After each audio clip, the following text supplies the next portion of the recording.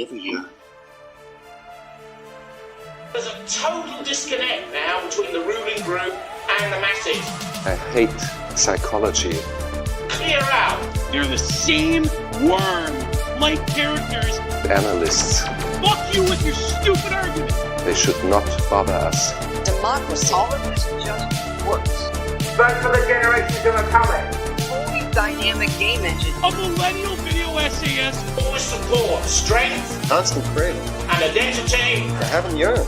They are a disease of our time. Clear them out. You're voting for what your grandfather and father fought for. I sit and yearn.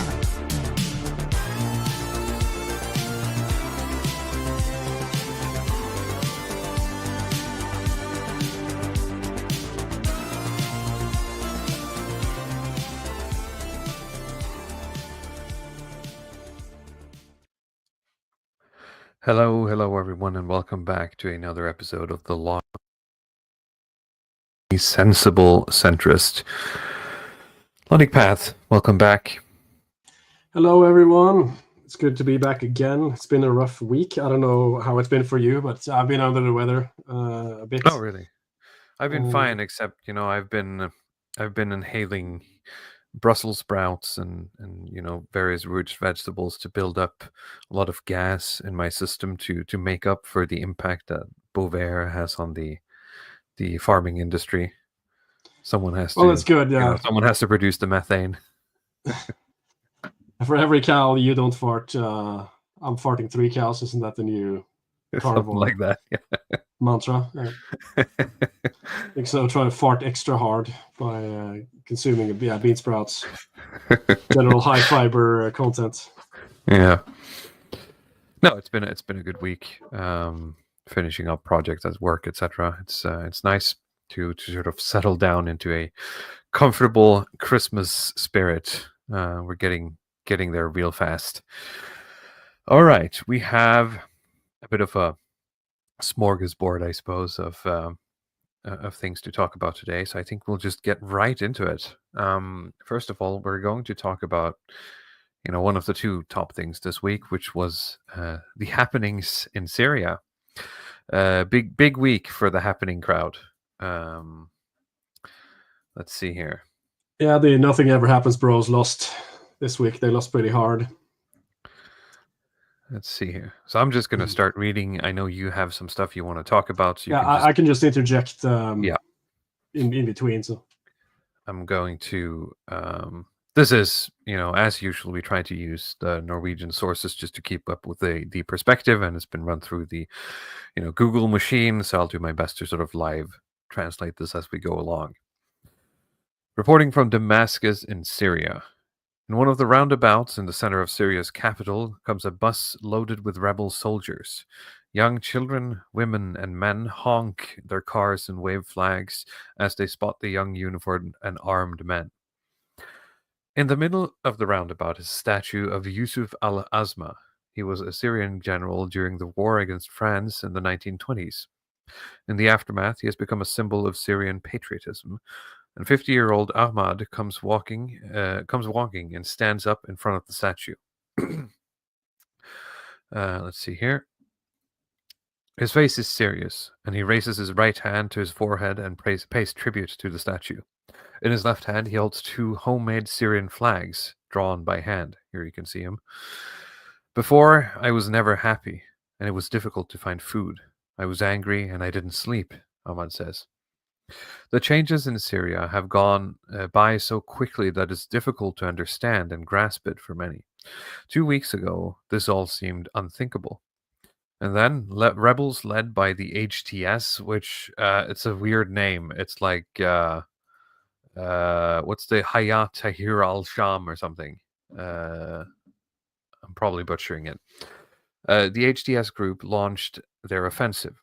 First, the metropolis of Aleppo fell in the north, and then one city after another fell while the warriors, the rebels, traveled or marched south towards the capital of Damascus. On Sunday night, the regime officially fell, and dictator Bashar al-Assad had escaped to Moscow. Life now feels like a party. I'm happy, and I'm so glad. I feel free, Ahmad said. The freedom, this is a freedom that more Syrians wish to know. A lot of people have returned in the last few days with Assad gone. One of them is 28-year-old Yasser. He followed the rebels' advance closely from his asylum in Germany. The day before the dictator fled, he returned to his hometown of Damascus with his sisters and his fiancée. He was sure that the regime's time was over, and he just wanted to go home. When he was a teenager, he and his family fled Assad's reign of terror. Quote, "Now I can say that I'm no longer a refugee. I can't put it into words," he says. His eyes are misty and his swallowing heavily. He remembers everything that he and his family fled from. He remembers the fear. He remembers the sounds of war from his childhood. "I was always afraid. We weren't free. We couldn't say anything we wanted." Thousands of Syrians were imprisoned for showing opposition to Assad's regime. They were starved, tortured. Well, I've said the T word already, so they were unalived. We're going to get to this later, but I am really starting to hate sort of the newspeak of the soft modern platforms. Now those who have survived captivity are released by the rebels, but thousands are still missing. A man comes over to the news crew and asks if he can say something. "My brother has been in prison for 5 years. I haven't seen him for those 5 years." The days after the fall of Assad, he has spent his time traveling from prison to prison. He has still not found his brother. The man breaks down in tears before apologizing to us and moves on. The search has to continue. He does not want to give his name, nor does he wish to be photographed. Many people we meet on the street say the same things. There is no good overview of how many people have disappeared in Assad's prisons. Amnesty International submitted a comprehensive report in 2016. The civil war had been raging for 5 years at this point, and there were reports of 17,700 deaths in Syrian prisons from 2011 to 2015. That means over 300 deaths a month. Saidnaya prison outside Damascus has been the most notorious. Quote, "Saidnaya is the end of life, the end of humanity," says a former prison guard, Abu Muhammad, in the report. In 2014, 28,700 photos were smuggled out of Syria. The so-called Caesar photographs showed Syrians who had died in government custody, according to Human Rights Watch. Although many Syrians are returning, the queues are also growing with people trying to get out across the border to Lebanon. Yasser hopes that the feeling of peace will keep him from returning to Germany. This feeling of peace will keep him from returning to Germany.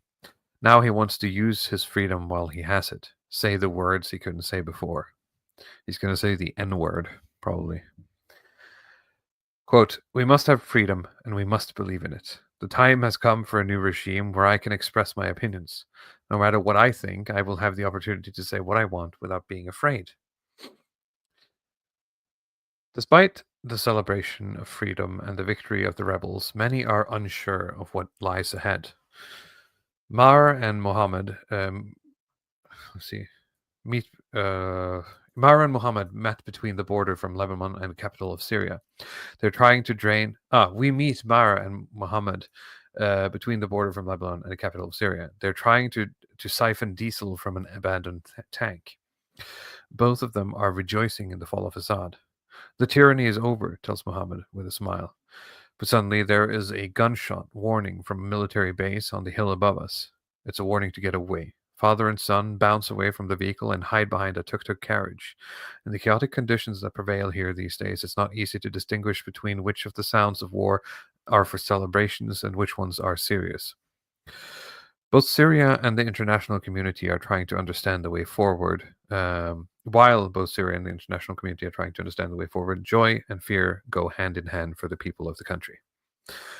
And that's the article. And here you have a map sort of showing the problem quite clearly for Syria here right now. It's that in the west you have the HTS, the Islamist rebels. In the north you have rebels that are supported by Turkey. Well, I could probably expand on this because I looked at this map right. prior to coming to coming on here, and you see like the gray here is the areas that the HTS have captured, right? And the HTS sort of started around the red areas, and that's where there's been a sort of frozen conflict in Syria for a very long time, right? And so it's only been they started at the end of November to move down. And the green areas here is actually the Kurdish territory. Yeah, I didn't know this, but Syria is like super complicated, and there's you have this meme where people become experts overnight, right? They become expert on virology during COVID, and then they became experts on the like Russia and the Caucasus during Ukraine, and so it's always a new topic and new experts coming in. I'm not really an expert on any of this. I've just kind of been vaguely aware of Syria because of two things. The one is the Assad memes, right?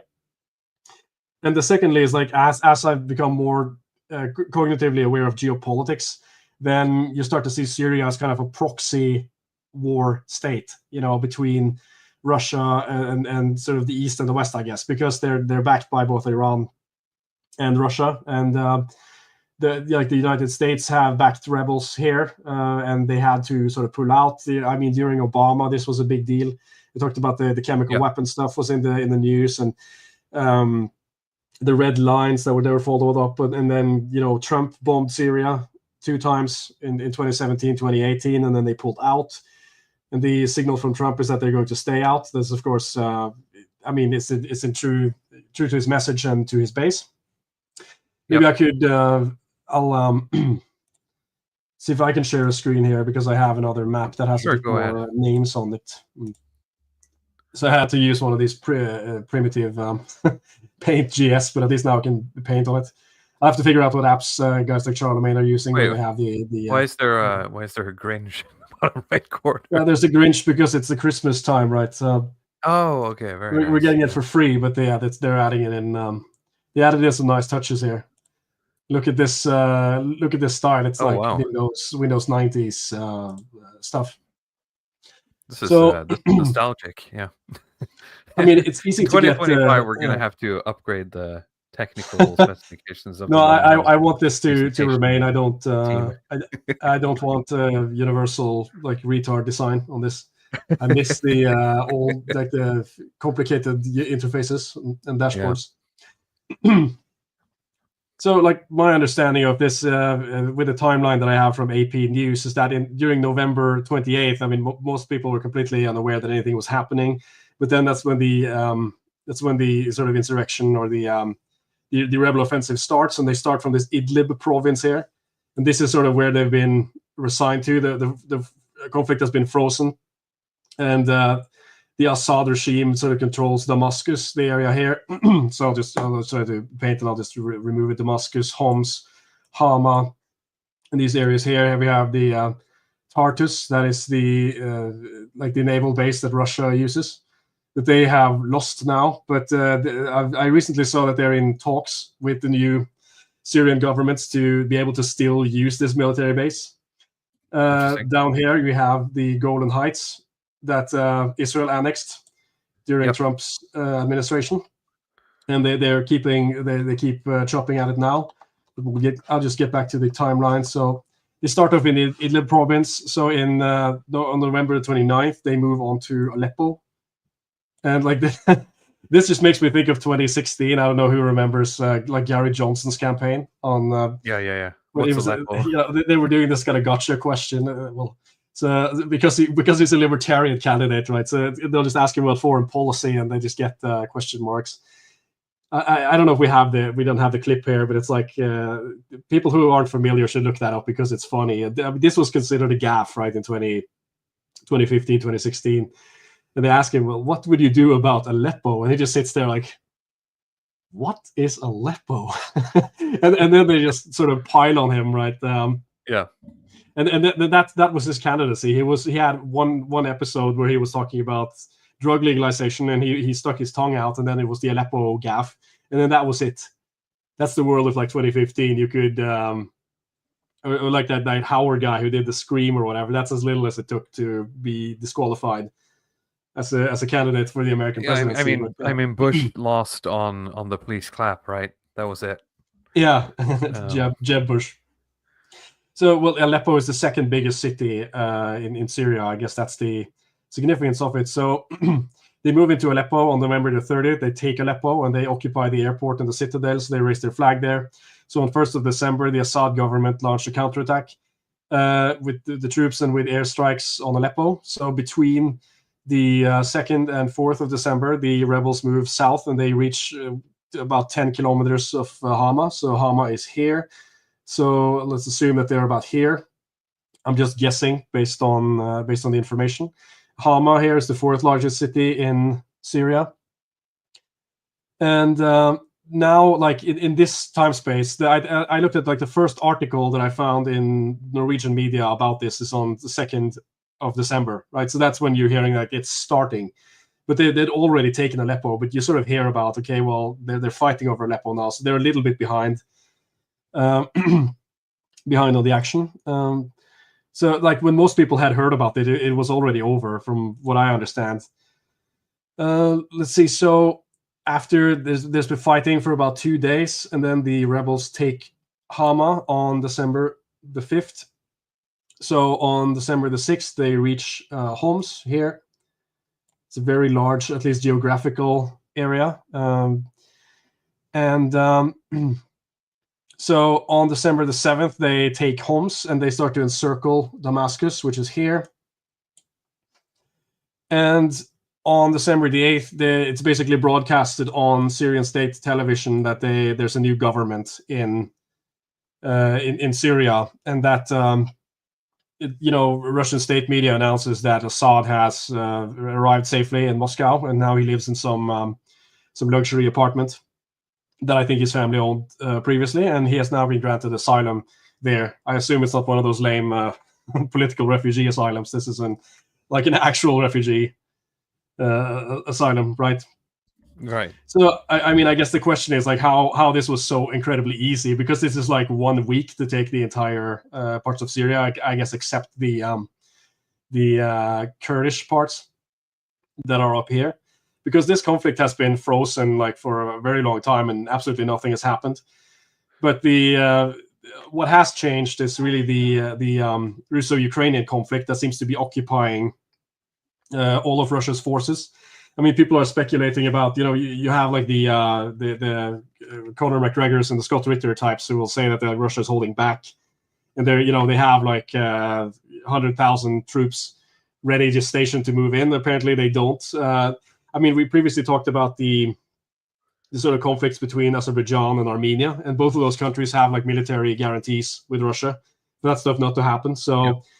But it did anyway, and Syria is another country that has sort of inherited a military alliance with Russia from the Soviet era. And I mean, the reason that they were able to push the rebels out in earlier in like 2013, 2014 is because they had help from Russia, and they also have help from Hezbollah, that is sort of an Iranian proxy located in Lebanon here. So, I mean, I guess most people are familiar with what happened, that, Hezbollah has been in conflict with Israel, and that's where the pager episode came from, like where their pagers exploded and all of their leadership were basically decapitated in precision airstrikes by Israel. So they're kind of occupied at the moment. Russia is occupied, so there was a limited Russian airstrikes around the Aleppo area, but that, and I thought that maybe that would occupy them a little bit longer, but it didn't seem to do a whole lot. But I mean, if you look at Wikipedia or some other the sources that I could find, the size of the Syrian Arab army, that is Assad's army, is supposed to be like 170,000 strong, and this HDS group, the sort of Turkish-backed HDS, is like 30,000. So we're talking about a 5 to 6 times difference in the army, and they've just kind of been ran through so easily. There seems to be been almost no resistance. There's been a couple of hundred civilians that I've seen reported dead. Military losses I've not seen disclosed anywhere. So, and that was that. So the question now is like, what's going to happen? And what's the fallout? And the fallout that I'm the most interested in is as well that HTS. I think they branched off of like Islamic State, didn't they? No, it's an Al Qaeda branch. Yeah, and I think they've sort of had a campaign going to basically sort of like clean themselves up, quote unquote, to try to sort of distance themselves from the like radical Islamist angle. And I'm not saying that's the only thing, but I think the version that they sell of themselves today is more, it's easier to control the newer territories than it would have been 10 years ago, right? Well, the shift is that they are going More to palatable. be Western friendly. They're Israel friendly. They're Western friendly, and they're sort of doing things already, like they're shaving that guy, or at least they're trimming the beard of the resistance leader, putting him on television. They have these interviews where they like put the pronouns in there and they're talking about like inclusive Islamism. I mean, I don't know what I think about that, but the simple, the kind of low resolution thing here is that Assad was friendly. He was more of like what you consider a Russian proxy. Like he's going to be friendly to the east, and he was their guy, right? I mean, he's also part of this axis of resistance concept that's more or less blown out now. But he was, considered hostile to the West, and he was heavily sanctioned as well. So the West has not had a lot of economic relations to Syria for a very long time. And now with this new Islamist Sunni government, they're trying to sort of rebrand that and looking at possibilities to opening up friendly relations with the West. And one of the ways that that will manifest is in the possibility of a new pipeline, because the map is not big enough. But if you go further down here, you get to Saudi Arabia, and in Saudi Arabia and Qatar, there's a plan for sort of an oil pipeline that's going to go through Syria, through Turkey, and up to Romania. So that will sort of serve as an alternative to cheap gas from Russia for Europeans. I guess that's one of you want to look at, in terms of like who benefits and what do they get out of this. That's one part. Israel has started to chew off basically parts of the non-militarized zone. There's a non-militarized buffer zone here, by the Golden Heights, and they've occupied that zone, and they've also bombed Syrian military installations in this area. So I don't know if they're going to occupy this permanently or what's happening. But I'm seeing like Twitter videos of people like they're standing on the Golden Heights, like L'Chaim, sharing with their kosher teas and whatever. So, that's one positive outcome, is that gas could be cheaper in Europe potentially if this works out. The other possible win here is that is the remigration stuff. Because we talked about that in the article with the guy who moved from Germany, right? And Germany is the European country that's taken, at least in pure numbers, the highest amount of Syrian refugees from between 2014 to 2016. They've taken over 800,000, right? So for perspective, if you look at the refugee relocations, it's like Turkey is the main recipient. So there are over 3 million refugees. Lebanon is about 1 million. Jordan, 600,000. Iraq, 200,000.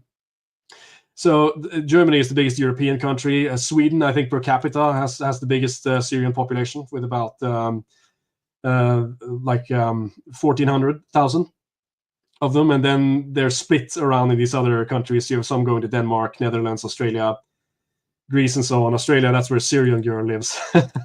She is not very happy about this outcome, predictably. But Nordanon says that the UN said that like 1.5 million refugees could be produced by this. Are you talking about right now, Nordanon?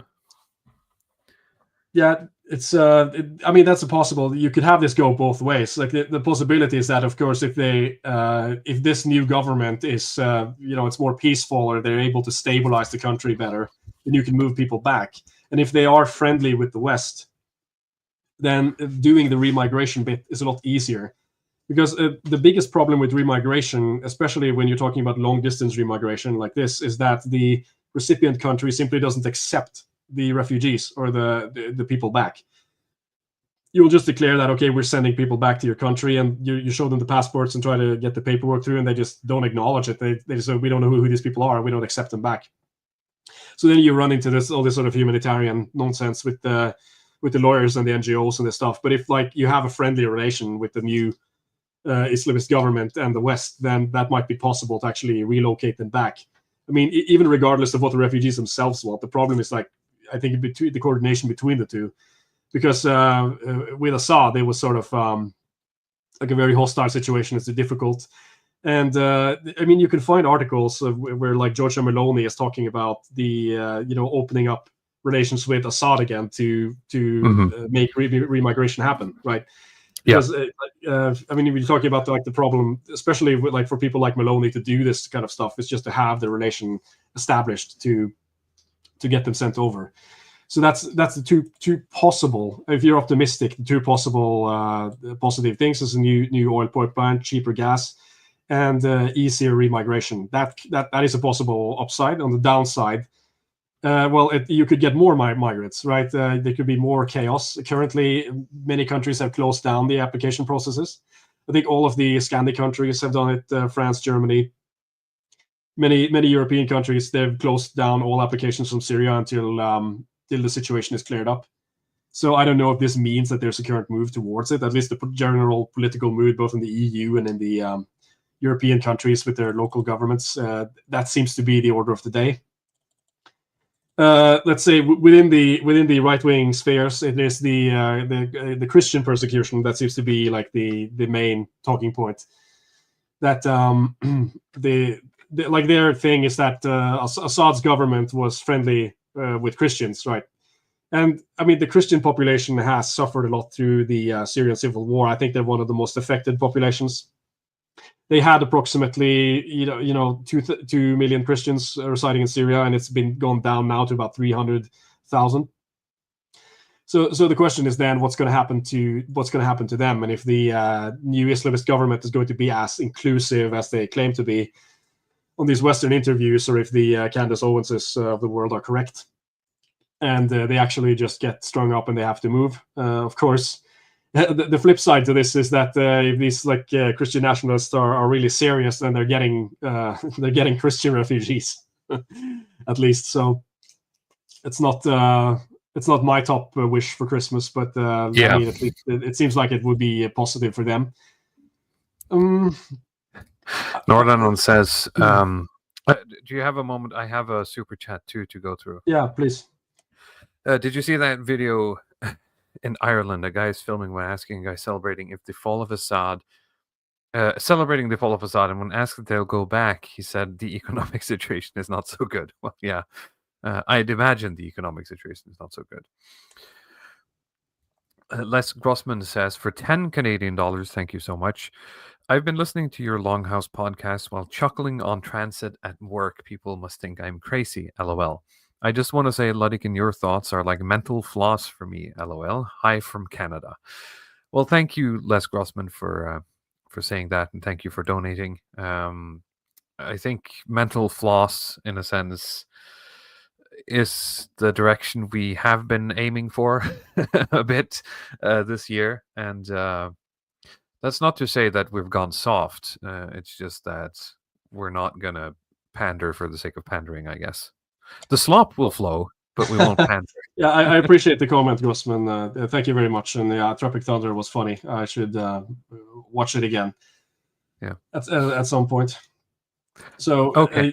But yeah, the economic situation. I mean, on one side, yeah, it's probably not stable, but it can only go up from here. The way I understand it, and part of the, I guess part of the issue with the Assad regime was sort of the poor economic prospects for the population, right? Because you have to. I mean, this is one of the things that I've been talking about on Twitter, is that it seems like the people who took this the hardest was right-wing Twitter. And this was completely lost on me, right? Because I've not been following Middle Eastern politics that closely. But there's some of these people who are really into the Middle East and just watching everything that's going on there. And they're sort of crying about Assad falling, right? And I think that generally there's been a sort of an overestimation, especially in that sphere, in terms of how popular Assad was. And I think if you have like an army of close to 200,000 people that just gets ran through by a 30K rebel troop in 1 week, you're probably not that popular, especially given that he just left immediately for Moscow. I think he was aware of that too, that he's probably not the man of the people anymore. But again, I mean, I've talked about this on Twitter as well, that like since Yevgeny Prigozhin founded the IRA, like the sort of internet research agency, and Russian troll farms started to become like an industrial thing, aside from the Ukraine, Russia stuff that the campaigns that they've been running, another part of their troll operations is really the pro-Assad stuff. And like this, so we're talking like 10 years of troll campaigns of pro-Assad content, and everybody's seen the memes. I think everybody has some like they know the Assad song, the Bashar al-Assad in Syria. You've heard the song, right? I was going to suggest that we would use that for the intro instead of the signature team, but I think I was a little bit too late to it. But all of these people had like this hero image of him, like he was the Lion of Damascus. I guess that's no the Lion of Damascus, the Guardian of Syria. Assad. The meme of Assad must go. He defeated everyone, but the one he couldn't defeat was Gunter Fellinger. But yeah, the Assad must go meme. That's the other thing. He has like a huge fan. Yes, Syria, perfect.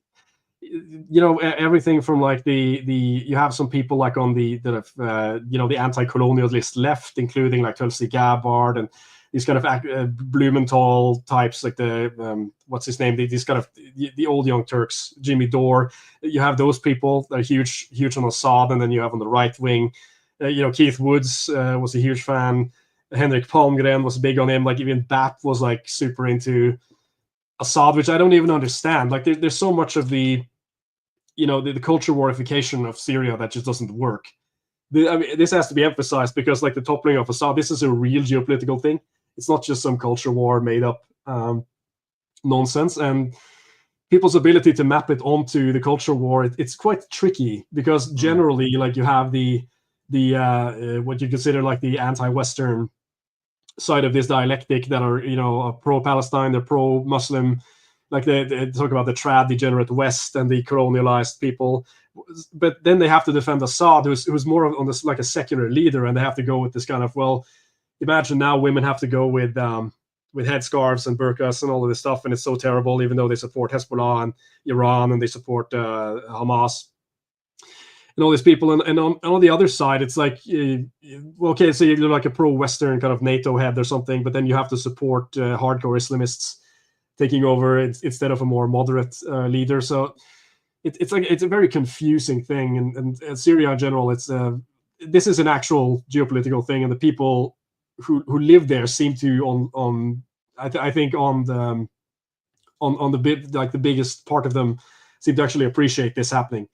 You're seeing even people in Palestine celebrating that Assad was toppled, which is I guess it's confusing for the Axis of Resistance guys. Like you have the Ryan Dawsons and the Luke Woods, the Fuentes. I don't know where Fuentes is on this stuff, but some of these people like the Syrian girl, Andrew Tate, that have just been going hardcore on the Axis of Resistance. That is, Hezbollah, Iran, Hamas, the Houthis, and Syria, like Bashar al-Assad, Syria. That's like this, dedicated coalition to stop Western and Israeli, like Judeo-American encroachment into the Middle East. But I mean, regardless, the big winners, I think, of 2024 was the Israel and Judeo-America and the Middle East. I think you could say that pretty conclusively. That being said, I mean, looking at the map we looked at earlier and knowing history with these types of countries, I mean, anytime I saw someone in the chat said, like, anytime a secular leader sort of falls here, it's, what comes next is usually a shit show, right? Yeah, it's not likely to. I have no sort of, like, oh, this is going to be great that I can give that guarantee. I'm just going to say, okay, the possibility that it could go well is a possibility that it could be total shit. But at least that you have something to imagine. I see some scenarios that could transpire. But the house always wins, as you say. Yeah, I mean, Israel is the biggest winner of this. As far as Ukraine goes, I'm really not sure.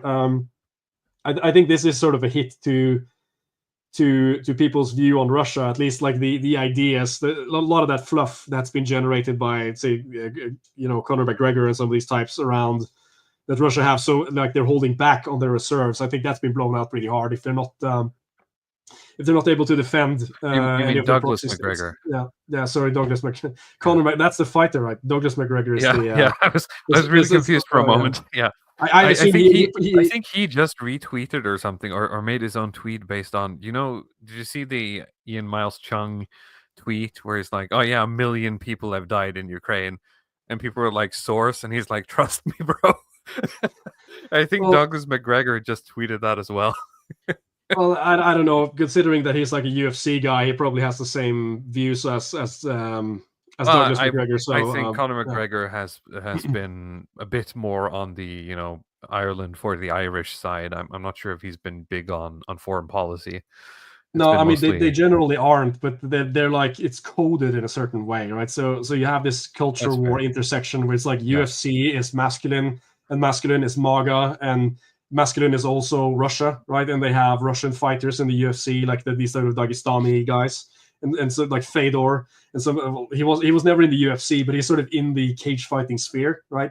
So this is kind of a way where I think a lot of that is promoted through that, or the people who are involved with this in the UFC sphere. A lot of these fighters have a general positive view of Russia, just sort of based on vibes, usually, which is it's kind of how they go. But yeah, I think that's. I have to remember to call him Ian Chung Lee. It's Ian Chung Lee is an account that I by all rights should have had blocked, but it's just too much fun every now and again seeing him on my timeline and being like, what the fuck, right? Well, what is this guy tweeting about now? I sort of learned that, I mean, a lot of people who use Twitter use this sort of heavily modded version of Twitter, right, where they have like 20 filters on, and they only use the following tab, and they have to block everyone they don't like, and use block lists and add-ons to block people, and then so they can have like a normal experience. But I just have like the For You tab, and I'm following a lot of these like pro-Russian accounts every day, so I always get this slop constantly, and I get accused because I'm like now, like, because people have blocked those accounts, but they're still subscribed, they're still following me, so they're getting their stuff through me, essentially. And but yeah, it's been like Ian Miles Chung. I mean, I've talked about it before. You really got the slop, sort of like you got it like hooked into your bloodstream. Well, I've become resistant to it, more or less. Like it's like you have your kids. The darkness is your ally. It's like you have your kids in daycare. You puke for like 3 months straight, and you get come used out to the smell of your child's feces. But after the same time, the problem is that if I have this filtered experience, that I can't see if people that I'm following are falling into a lot of this subversive stuff. Like that's the advantage of like seeing all of the shit, because I mean, what's been going on now on Twitter has been like this OnlyFans girl. It's called Lily Phillips, right? Who's done this stunt on her OnlyFans, which is like setting a Guinness World Record of sleeping with 100 guys in 24 hours. Yeah, and it's been all over my timeline too. So she posted a sort of clip where it's like, okay, had a talk after this was over, where she's like, oh, I don't feel so good, and blah blah blah, and like. It's basically a coordinated campaign to get all of these trad posters to promote her OnlyFans, and it's working like a charm. It's just amazing to see if people are wondering. This is kind of like this algorithmic drift, and the reason that a lot of these like Russian campaigns work so well, because they just kind of tap into a lot of these kind of trad conservative priors. And they use that to just get these people to share the messages. And it's a lot easier for me to illustrate that point if you look at the OnlyFans stuff, because it's not really geopolitical. But typically, you assume that these kind of trad conservative types, they don't want to promote degeneracy, as they say, like they rail against degeneracy. But by just like filling their timeline with this kind of like talking about, oh, look at this, look how modernity has ruined this poor woman who slept with 100 men, and we need to go back to the past, and she's giving them everything, like all of their audience, they get everything they need if any of them have the urge to want to go subscribe to this OnlyFans, they're going to go do this now, right? Otherwise, they would have just been happily ignorant of this event. Well, They would that's have the never thing thought with a lot about of it. this stuff. Like Yeah. my reaction to a lot of it is like, why is this on my timeline? And then I have to check who retweeted it. I'm like, man, I trusted you, when I followed you, and it sucks, right? There's a lot, sort of high level, guys in the dissident right, guys in who are conservative, trad, who are like, using this to, we want to talk about this. But the problem is that as soon as you're doing that, you're giving them exactly what you want. You're going to have to find a way to talk about degeneracy without explicitly promoting or implicitly promoting OnlyFans and just like selling these campaigns, because that's the only thing that's happening now. Like now every person in the world has heard about this OnlyFans stunt. And this is not like something you should use as a sort of indicator of the times. This is a stunt event that's drawn to make money in a sense, and because it maps onto this kind of priors that they have. It's like, okay, women are unhappy in modernity, and I want to talk about this, and I want to talk about how this should go back to being stay-at-home mothers with 6 kids or whatever. And they want that so badly that they just keep attaching themselves to these things, and they keep using these things to launch off. But they're just helping it in a sense, and they're all falling for it. It's really like, and they'll never admit that either. I think most of them was like, think of it and they have some excuse for why they're doing it or something. But it's painful to see. But that's kind of how it works, and how you can be a kind of black belt in social media jiu-jitsu, like Andrew Tate, for example. He is like the 3rd-degree black belt in this stuff, and basically, I'm going to be as blunt to say it. He knows what losers want to hear. That's how he made all of his money running these cam girl accounts. Where like what he was doing is that he had the cam girl sit behind the camera and then he would type, and he like understood sort of what these men wanted to hear from these women in order to give them money, and that's how he got rich. But that skill is still what he's using now when he's trying to appeal to all of these kind of right-wing groups. He's appealing to losers. He's telling losers exactly what they want to hear to buy his bitcoins or whatever. But it's just a cautionary tale about getting too desperate, for wins. In a sense, you get greedy for wins, and then you just sign off on anything you think is wholesome or trad or something, and you don't really see the subversion, because in your mind, subversives are like, that's like Black Lives Matter. Subversives is like communist academics or mainstream media or something. And you don't think about subversion coming from the alternative media or any influencers that are fighting the matrix or whatever, but that's exactly what's happening. So yeah, heads up. But I think we spent enough time on that. Maybe we should look at the serial killer stuff. Yes. Well, it's not exactly serial killer. It's more of it's just an assassination. Actually, I filed it in that way in my head because I think we're going back to romanticizing about killers in the United States. Well, not anymore, because we found out he's like 5'7", so but he's compensating. Canceled the true crime shows. Yeah. Let's see here. The much publicized murder of a director in New York last week has led to grim reactions. Many see the killer as a kind of folk hero. On Monday morning at 9:14, 2 police officers arrived at a McDonald's restaurant in Altoona, Pennsylvania. They had received tips that the man suspected of shooting health CEO Brian Thompson was in the restaurant. At the back of the room sat a man with a blue face mask and a knitted hat that looked at his computer. After first giving a fake driver's license and checking it, the officer asked, "Have you been to New York recently?" The man became quiet and he began to tremble, it says in the police report. Now it is clear that the arrested man is Luigi Mangione, 26 years old. He is charged with the murder of Brian Thompson on December 4 outside a New York hotel. In his bag, the police found a 3D printed gun, a silencer, and he also had a magazine of 9mm ammunition for a Glock. The murder last week was a massive case in the media for several reasons. Thompson was the head of the United States' largest health insurance provider, United Healthcare. The company has over 140,000 employees and a turnover of 3,000 billion? That can't be right. It has to be like Norwegian kroner. Kroner, so you have to subtract a zero. 300 billion annually. He was shot on an open street in the middle of Manhattan. The perpetrator escaped by bicycle and later by bus. He escaped The ultimate getaway vehicle in an American city, right? The bicycle. You can just cross roads where no police car can go, like it's insane. Well, it's like The Americans like don't these know how movies to where handle it. they just uses parkour and the fat police officers come after him and they can't even climb a ladder or something.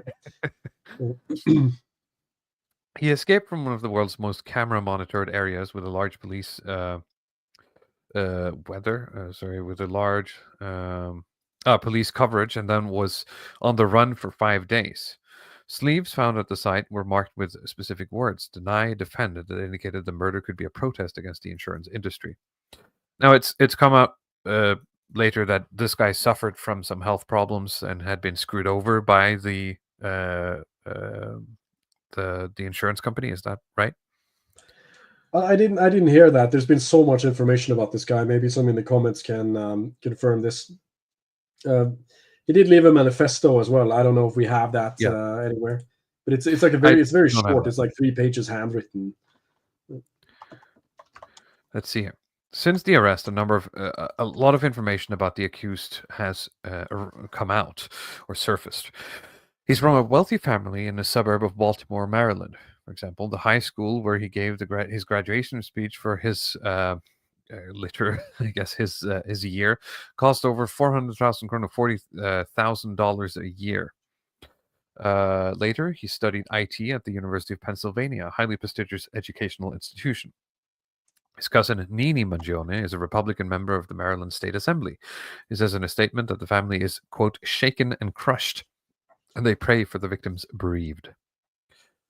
It's not just the sleeves that suggest contempt for the health insurance industry was a triggering motive. Police also found a handwritten manifesto of 262 words. Companies are condemned for prioritizing profits over health. United Healthcare is named specifically. He apologizes for the quarrel and damage that he caused, but he says that these these leeches can thank themselves. It is not entirely clear whether Mangione himself has been in conflict with the industry, but he's had back pain and should have had a surgical intervention. In the last half year, he has also kept to himself and been in little contact with former friends and acquaintances. The tone of social media after the murder has been remarkably dark. The murdered, a married father of 2, is left little honor. Instead, the killer is almost portrayed as a kind of folk hero by many. In social media, several fan pages have been created. And what's funny is seeing that this has sort of gone from, kind of a lefty thing to being very awkward to touch, because this guy seems to have sort of like, someone described it as like Twitter podcast opinions, right? Slightly more right-leaning. He could have been a Longhouse listener for all we know. Actually, I think he's in the demographic for that. He was listening to Lex Friedman. I think he watched Tucker. If that's the case, we condone shooting healthcare CEOs. Or sorry, we don't condone shooting healthcare CEOs. Somewhere in between. Disavow, yeah. At least I assume the guy had life insurance. I think his kids will be fine. Let's see here. Some have argued that more directors should be shot. Topics are pegged like #EatTheRich. And people have posted Bible verses about cheering when... Oh, God, this is... I'm going to have to retranslate that. What was he wearing? Asked one on X who would compare the murder with how the, quote, community handles attacks on women. The murder sparked a flood of angry comments about health insurance. Monday and Tuesday continued in the same direction. When Mangione was arrested at McDonald's after a tip, users began to give fast food size in the area online criticism. Reviews with 1 star say, quote, rats everywhere, referring to police informants. Which is very left-wing coded language, to be honest. Yeah, so I mean, that's I guess that's why he was busted, because the cashier at McDonald's reported him or something, and they didn't even get the what's it like? That's, what do you call that? The allowance or something. Yeah, for reporting it. That's true. He didn't. Yeah, they didn't get the bounty or the reward. Which is kind of sucky. The reason for this anger is a great dissatisfaction with the industry. Prices have gone up steeply in the recent years, and for employers, health insurance for an employee with a family now costs an average of around $28,000. About 7,000 of this is covered by the employee themselves. Which, for like, I don't know what the median age in the US is, but this is like well on its way to be like, let's say, like a fourth or a fifth of your salary, right?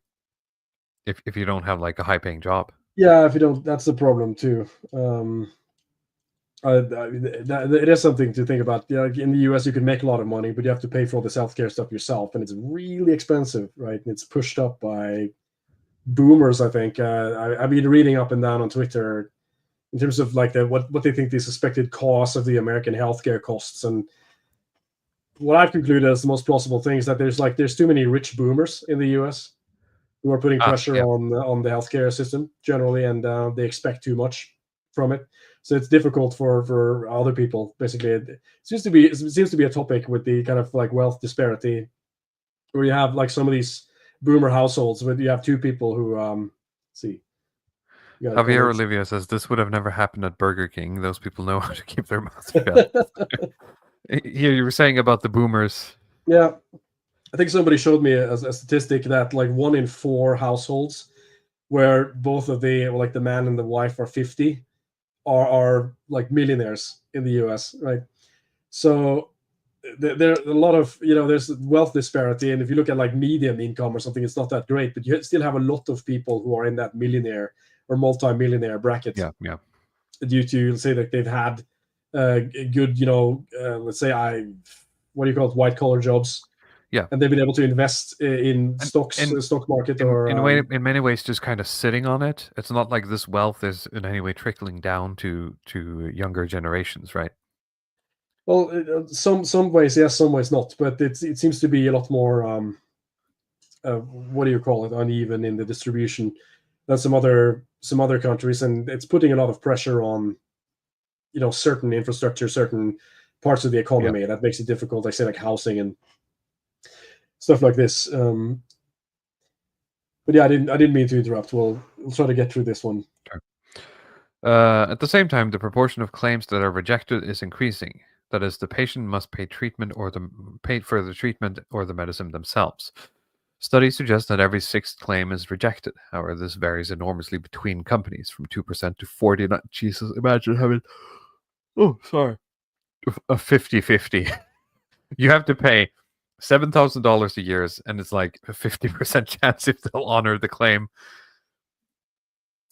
The acute doctor and medicine professor Helen Uyung describes in the New York Times the dilemma for the doctors. They don't know if the patients will be able to recover from the treatment they believe the sick person should believe. The terms are often vague. Okay, this is just technicalities on doctor stuff. Let's see here. Okay, that's pretty much it. I did what I could to make him stay. She points out it was in vain because he was insecure. 3-day stay in a hospital on average just cost over $30,000. That's insane. The only one in my family with solid and predictable insurance is my dog, she says. That's really funny.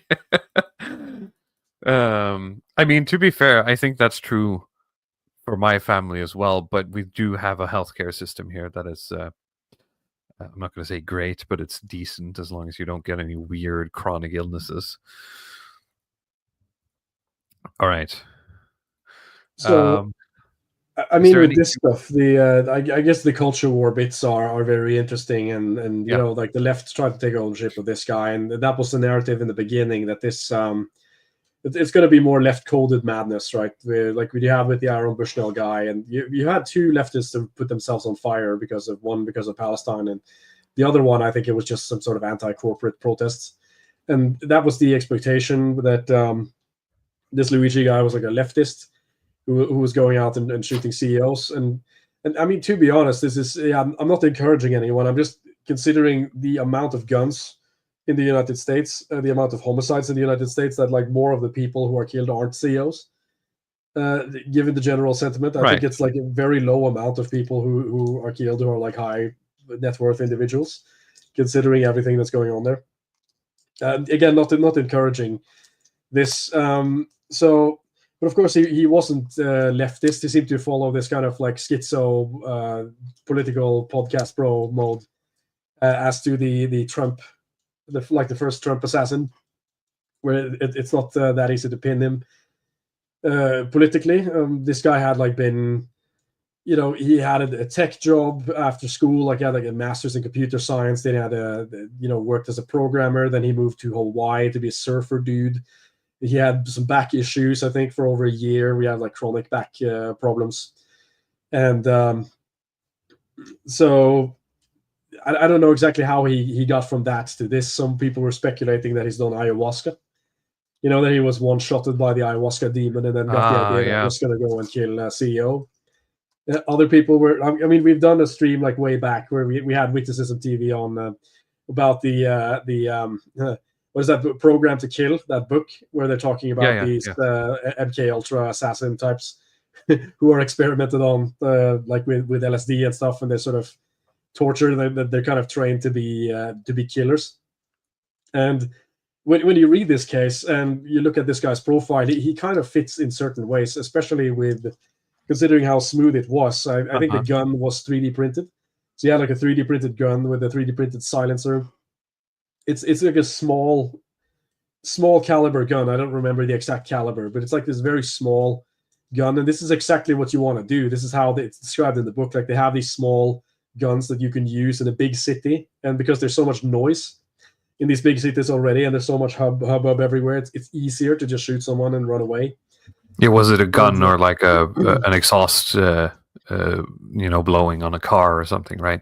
Yeah, or construction, for example. Like it's always or someone just dropping something heavy, right? On. So, and I mean, you ought to think about.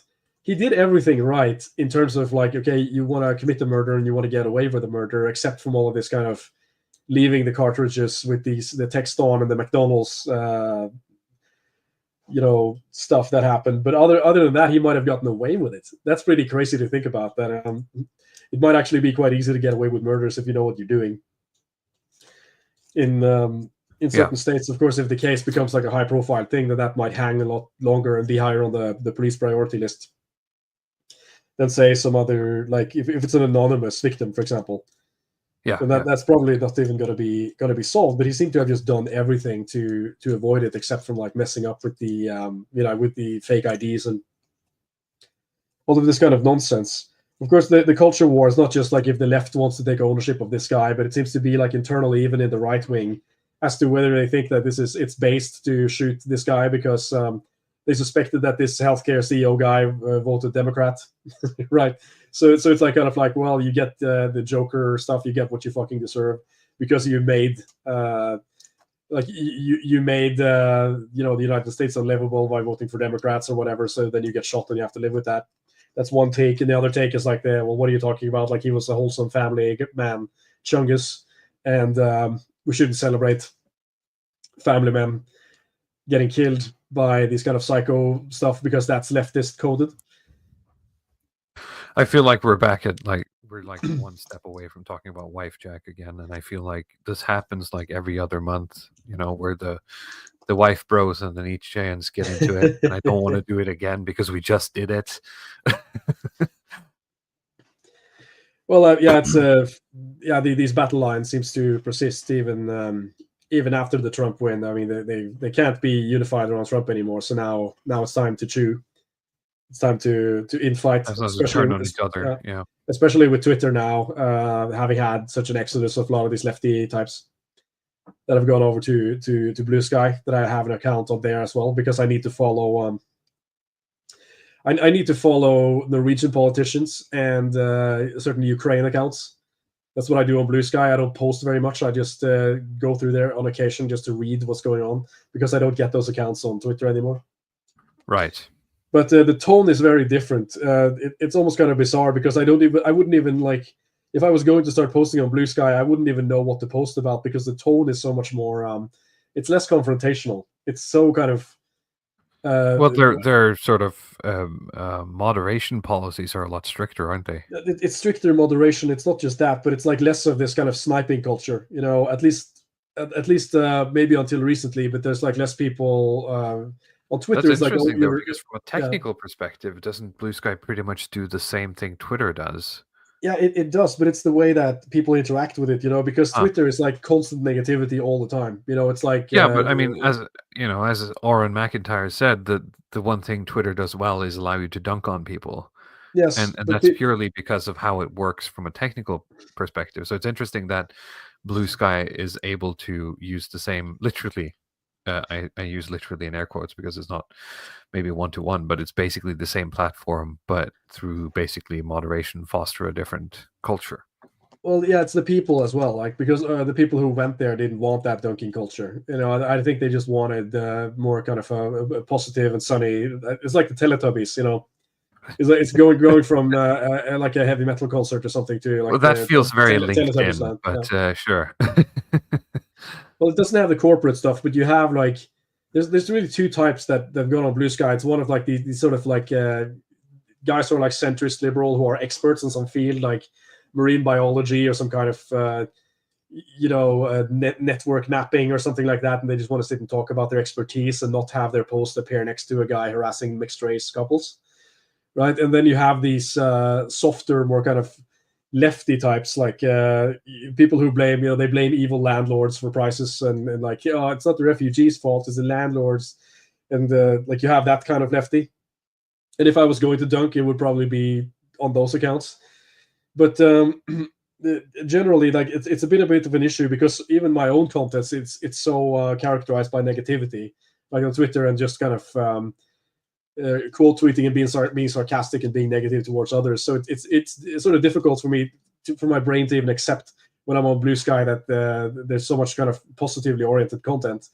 And okay, imagine like you were trying to dunk on anyone. If you're just going to write about something you like, it's actually a lot harder for me to just say something positive, right?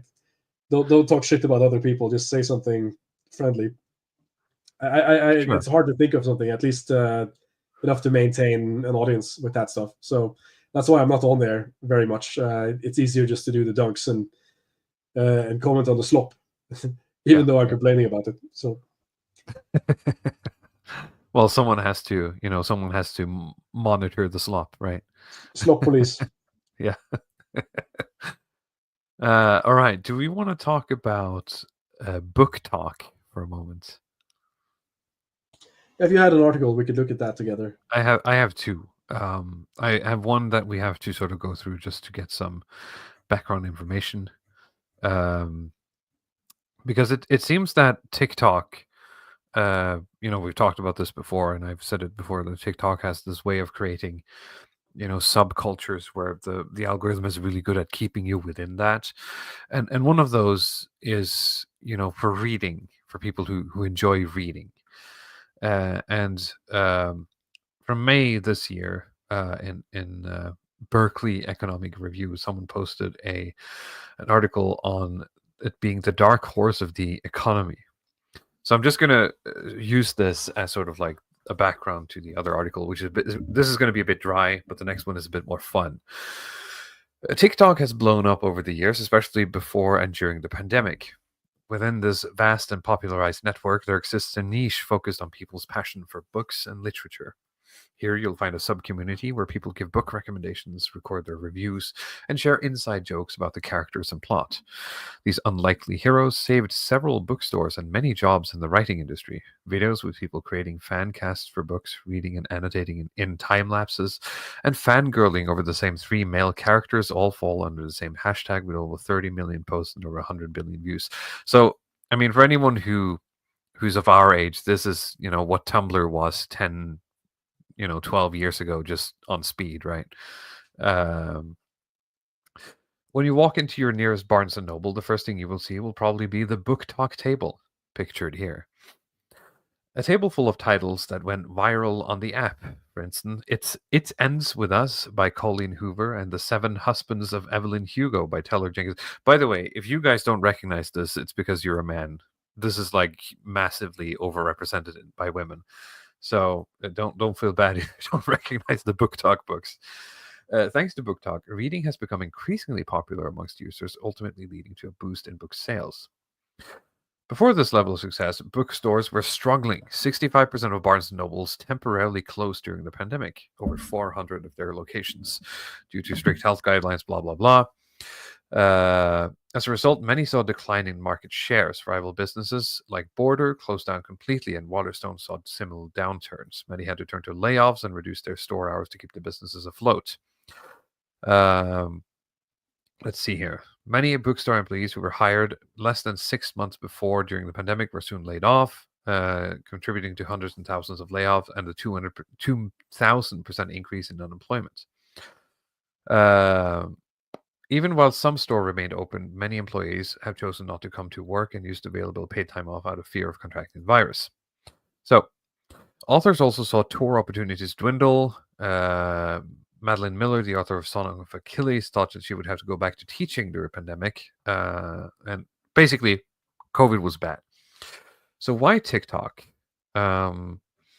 Although many other platforms such as Twitter, Instagram, and YouTube have users who show appreciation for reading, no other online site has had this effect, let alone had a whole section in bookstores dedicated to the platform.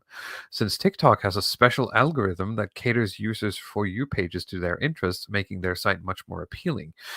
The formula takes user interactions, videos a user liked, saved, or commented on, into account. Additionally, related captions, trending topics, and hashtag that users interact with when they come across Booktok will appear increasingly within said user's content. As I said at the top of the page here, TikTok sort of just rabbit holes you more and more into like a dead end, essentially.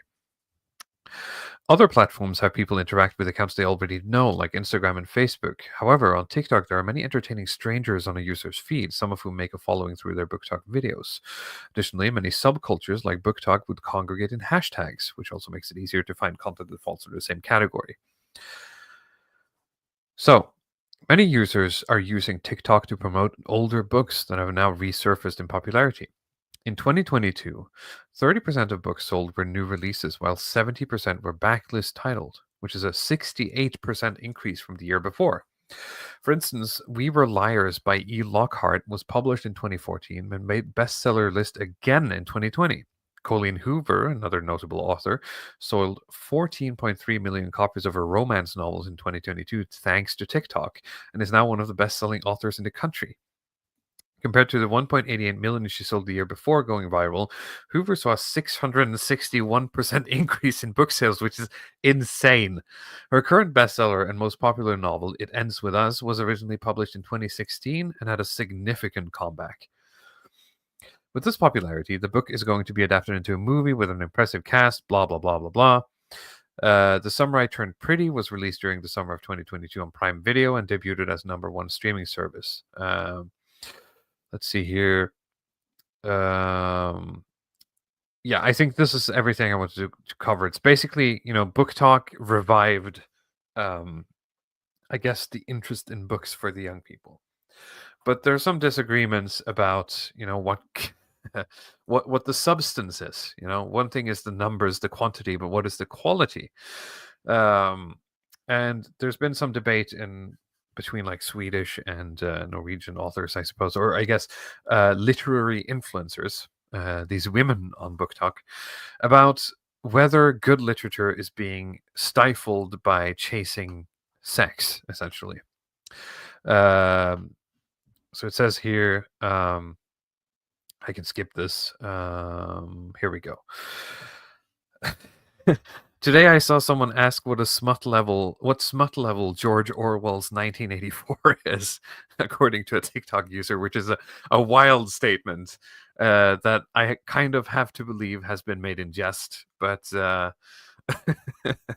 asking what the level of spice on 1984 is and that's something else. I wouldn't read it for well, spoilers for 1984, but I wouldn't read it for the sex scenes because it gets inverted in a sense. It gets degraded as part of the horror that is 1984.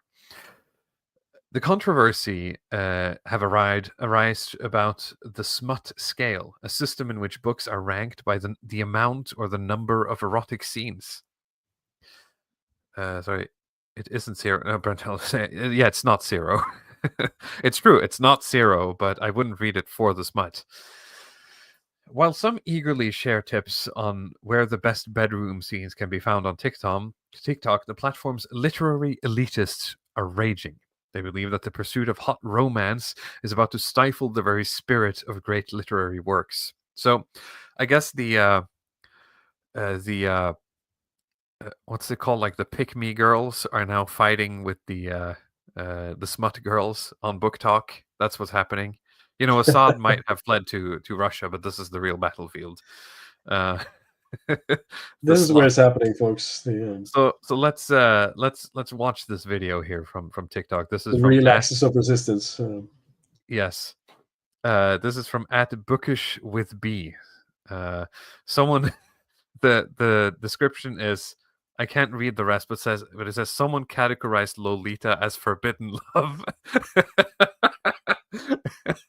All right, let's listen. And it truly felt like a safe zone for people to come and discuss books, where people would come and say what they liked about a book, say what they didn't like a book, give you book recommendations based on real genres and real topics to give you recommendations upon. And as it slowly started to grow, Booktok and TikTok became far more monetized than it ever has, which meant that certain creators who put out content that the algorithm preferred rather than content that the viewers preferred get put on a certain literary Booktok pedestal. Hey, that's Twitter. Anyway. And that encouraged them to create more shallow, sensationalized content off books, which far overshadowed the content that made Booktok what it is. A great example of this would be, a few weeks ago, I saw 2 videos on my For You page quite far apart from each other, both of which were recommending the Poppy War. The first one was a video telling you what the book was about, telling you all of the different themes, the genres, the tropes, telling you what this creator loved about the book. And the second video was someone recommending the Poppy War as a book with a powerful female protagonist. Both things are true. However, to absolutize the Poppy War into just a book about a powerful female protagonist, rather than the incredibly complex... Sorry, I'm trying to look at the books in the background here, and I can't recognize one of them. None of these are in my library. Quite traumatizing, very dark topic of what it actually is and how beautiful and difficult it is to create a book like that to just a female, like a strong female character, is infuriating. Even more infuriating is that when you do stand up and you discuss the issues in which we promote certain books and in which we discuss certain books, rather than people acknowledging, you're right, we shouldn't reduce an entire book about war and mythology and trauma and the dark sides of war and all of the complex relationships and character developments that happen to a strong female character, this is wrong. They just call you a pretentious reader who won't let people read what they want. What? How did we even get to that conclusion? That is genuinely... So she's mad about gatekeeping the books, is that it? I'm going to quote Rodney Dangerfield here. Paraphrased. Nice girl. She really seems to care about what I have no idea. Yeah. Case and point. You just proved my point. The rise of anti-intellectualism is a nightmare. You just showed me that you have no literacy skills. You just showed me that you chose not to listen to me and to understand what it was I was saying, and you just took it as an insult and a criticism of you as a person. You know what? I'm going to give this woman the benefit of the doubt here and say that, you know, if she's someone who truly cares about this, who feels like she understands some of these books and they might be good books at a level that everyone suddenly around her seemingly doesn't, that is infuriating, right? If you feel like you appreciate a piece of art and then, you know, people come along and it's obvious to you that they're not appreciating it at the same level you are, I get the frustration. You know, people talk about born in the wrong generation. This is like actually born in the wrong generation. Like, you were born into idiocracy. This is like, this is over. You should have been born 20 years ago. And you could have been writing articles in the newspaper about this stuff and actually had like people around you who cared, like 20, 30 years ago, where people were really interested in intellectualizing books. And like this type of intellectual person would have been given TV time. This is like so... not what's in you know, vogue right now. People just want to the dumbest, most sensationalist stuff possible, and this is like yawn, you know, boring. Like it doesn't even work for the pick me crowd, right? Because the guys are just bored. You know, like nobody wants to hear these Yeah, you're not going to be able to chastise people for not being intellectual enough. Like it's the time of elitism is over, basically. So Yeah, it's not. That's not she was populist take. born 25 years too late. Rather than as a criticism of the way in which we are behaving. I saw a video the other day that was recommending fantasy books to you based on trope. And it's an entire 4-book series, and they're recommending it because it has a Underrated comment by Krang Sang here. single bed trope. You have just reduced 4 years of a human being's work of editing and writing and drafting and thinking and imagining to one single trope within a book, and you don't see an issue with this. Stop reducing books to singular tropes within them, because this is the way in which the publishing world has been completely destroyed, because now publishers and the publishing world and bookshops and the people who are going to print real literature are only accepting books and submissions with certain buzzwords, with TikTok buzzwords. You say enemies to lovers, they don't really care about the rest of your book. We are not going to get good books. What is it? Enemies to lovers. What's that? Like this woman would have been on a TED Talk, right, 15 years ago or something, and be able to do this and have an audience. Is enemies to lovers? Is a trope when two characters? Oh, okay. I understand. Okay, it's a trope when two characters start off as enemies and then over the course of the story, end up romantically entwined. Well, yeah. I mean, yeah. Someone should ask her if she's read Ernst Jünger or something, right? Because is she reading about white male authors being rejected? Speaking of intellect. Ask her if she's, or like, if she really wants to know about the horrors of war, she can, there's a lot of good stuff out there. Anymore if we keep promoting literature in the way that we do. TikTok is the most powerful source of book promotion right now. It is our job, it is our duty, it is our responsibility to push and discuss books in the correct way. Otherwise, we will never get good literature again. As you said, I'm afraid, we might not. We're not really digging ourselves out of this hole. It's going to have to collapse first, I think. More than just the supernatural, the smut scale became a phenomenon on TikTok after the romantasy genre became popular. In these books, romance, supernatural worlds, and mythical beings are mixed. 2 books have emerged as the genre's undisputed stars: A Court of Thorns and Roses by Zara J. Maas. I've heard about that one, haven't read it. And Fourth Wing by Rebecca Yarros.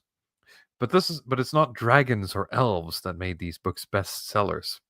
A quick Google search reveals what readers are really looking for. So there's an image from Google which says, people also ask, is Court of Thorns and Roses spicy? How inappropriate is A Court of Thorns and Roses? Is Court of Thorns and Roses being made into a show? Blah, blah, blah. How smutty is A Court of Thorns and Roses? What is the spiciest book to read? And this is what I hate. Like smutty and spicy, these are all like TikTok words because you can't say what you actually mean. So you have to use this like algorithm-friendly newspeak, and I don't like it. It's just me becoming old, I guess. The young ones, the kids these days, they can't even, they can't even call things retarded. It seems oddly kind of appropriate to say that, like it's from a bygone era or something. Smut, like it's maybe it's what your grandmother would say. That. Well, sure, it's what your grandma would say, but it's not being used that way. Do you understand what I'm saying? It's being used in like a tee-hee, I'm just a girl kind of way. Let's see here. The Longhouse recommends Yaki. She heard of Peter Kemp. Yeah. But now, pastime. The increased popularity of romantasy means that more people see themselves having to take such books seriously. At least the literary editor thinks of Aftonbladet, Rasmus Landström thinks so. In the newspaper's new literary strategy, he explains that the smut literature has crawled up from its grave, and it requires space in the newspaper. It demands, I guess, space in the newspaper. Swedish author Lyra Ekström Lindback completely disagrees and believes it is their job to recognize quality and expunge any trash. In the newspaper Expressen, she compares it to a child who's being bullied and wants to become popular. She thinks it's not the way to go if you're going to. That's not the way to go if you're going to raise the status of literature. I mean, fair, but there's usually, why is the child being bullied in the first place? Is a question to ask. If there's something you can change there as well, that would be great. Without victim blaming, before we get demonetized. Literature is already about life and death and has nothing to gain from resembling banal pastime, she concludes. Smut is just the TikTok generation's answer to kiosk literature, which has always lived side by side with the, quote, serious literature, says Guro Herstad, long time literary influencer behind account Guro.les, which means Guro.read, basically. Which I, to a certain extent, agree with, right? It's airport literature, right? It's those covers with there's like this guy who looks like a pirate, he's riding a horse. Doctor novels. Yeah. Besides sharing their reading pleasure on social media, she works as a middle school teacher and is constantly impressed by how young girls find their way into the world of literature. They have found an entrance, and then I think it's wrong to be to act like gatekeepers and talk about and teach them about what serious literature is in order to chase them away. She believes there is room for all literary genres. Jon Fosse, which I think he just won a Nobel Prize in Literature, Knausgård, and the rest of the large authors lose any of their value because people on TikTok talk about spice. No, they don't lose any of their value, but I think there's something to be said about, taking up physical space in the virtual marketplace of ideas, as it were. Every time you talk about, A Court of Thorns and Roses, you're not talking about a great work of literature, right? Which means that anyone who's listening has sort of like a max capacity of books, especially if we're talking about sort of idiocracy things here. So recommending greater books is always going to be better than recommending worse books. Especially if you have a large. I don't know, but I mean, do these people want that? I think you have. And that was my next question, considering whether or not these people even want that, right? So let people do what they want is kind of what's already happening, and it kind of sucks, but hey. Yeah, I mean, it's not just a libertarian sentiment, but I mean, how are you going to get those people to, if they want to read the doctor novels? How do you get them to read Moby Dick? Right? They'll just not read at all. In my view, like, you can probably tell them that they should be reading great literature or whatever, but that's just not what they're there for. I guess I'm just happy that somebody's reading. I don't see, like for younger men, if they're reading new literature or something, it's just kind of older books. I don't know what young men are reading. This is specifically talking about women. And looking at the books in the other article, I didn't go like deep into it, but they mentioned a lot of other books as well. I mean, it's a lot of, it's Hunger Games. It's a lot of things that seemingly, sell with women. Maybe one or two like Percy Jackson and stuff like that. Maybe Dune had an increase after the movie. I don't know. Instead of criticizing girls for the literature they love, why not spend their energy figuring out how to get guys to read as well? She asks. Well, that's interesting. Yeah, let's do that, I guess. NRK, which is basically BBC, literary journalist Sis Veek admits having devoured a lot of costume romances as a teenager, and now she's not afraid to sort of poke a little at the Norwegian contemporary literature's lack of passion. In an article, she claims that, quote, Norwegian contemporary noble novels feature desire, kissing, touching, or I guess like groping, and sexual intercourse are things that are greatly underrepresented in relation to how much space it takes in human real life. When people on TikTok call Lolita and 1984 for, quote, spicy, so again, I'm not getting over that sentence. She interprets it as a humor with a bit of a sting. Nevertheless, she believes that the desire for more, quote, spice in literature is not completely wrong. Quote, lust and sex were actually an important political point for Orwell, she says, pointing out how totalitarian... Yeah, well, that's... Lust and sex is a part of, 1984, but that's kind of not the point, right? It's not as a feature of the book. It's as sort of like well, if you will forgive the word, it's kind of as a climax in his argument.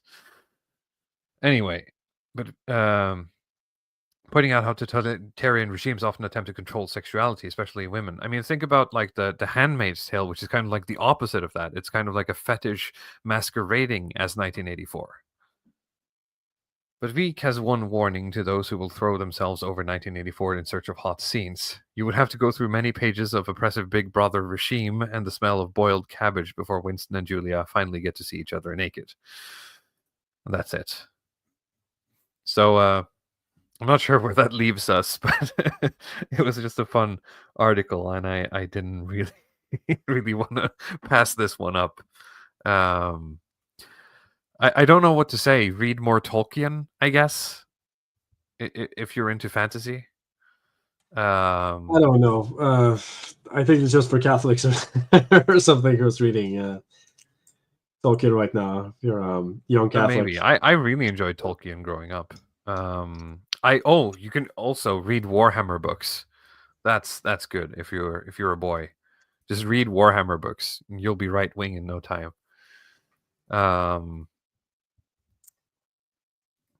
Okay. Yeah. Become an aristocrat and read manga. No, but you have to read in like the opposite direction. I can't do that. Can't be bothered. Also, it's like, oh yeah, you have to read this manga, and it's like 1 million books, and it's like, no, I'm not doing that. I'm not going to do that. Maybe if it's short. Then I'll consider it. Is there any interesting comments before we leave here?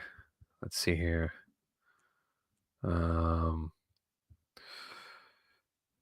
I just read Substack articles and PDFs of old books I found online. Incredibly based. Very cool. Yeah, Gerald Rivia says there's over 300 Warhammer books. Exactly. Let's see here. Skill issue. Yeah, it's a skill issue. Also, a lot of what has turned me off of manga and we talked about this in the Longhouse anime episode. What sort of stops me from it is having to sift through a lot of garbage to find the things that are actually made for adults. So there's a small list of things that are sort of Japanese that I can consider like this is something I would recommend people to watch or to read. A show called Monster is one of them. I would love to see a real life adaptation of Monster because I would love to see a recreation of like, I think it's like 1991 post Cold War Eastern Germany, and that would be incredibly cozy to see realized on in real life. Anyway, that's enough of that. We're approaching an hour and a half. Ludwig, do you have anything else we want to cover before we leave, or should we just get out of here? I think we're good. We're coming up on time, so it's nice to end before we get too tired. It is. It's very good. Thank you, everyone, for watching. Thank you for listening, as always, to this week's Mental Floss, as our donator has kindly put it today. We'll be back next week for our last episode of the year. So that will be next Thursday, the 19th of December, will be the last episode of the Longhouse before we take a break over the winter holiday to celebrate Christmas. Yeah, you can follow me on Twitter, May Walrus. You can follow Ludwig Path on Twitter as well. You can follow him on Ludwig. Is it Ludwig TV now? It's Ludwig Path TV, if you like. I haven't made any new content since last time. I've been too sick. So you just get stuck. That's the problem. I hoped with that channel that I could make some quicker content, but I end up having to. I have to do a little bit more research and a bit more. It takes too long. Sometimes I'll try to be better at at uploading. Yeah. I've enjoyed the things you put out there anyway. So if you want sort of more off the cuff Luddic Path, I guess, you can check that out. All right. Again, thank you for watching. Thank you for listening. Remember to like, comment, subscribe, do all of that stuff. That really helps me out with the algorithm, etc. Keeps the lights on, as it were. We'll be back next week, as I said. And until then, have a good rest of your evening and a great weekend. Bye-bye. No, it could go, right?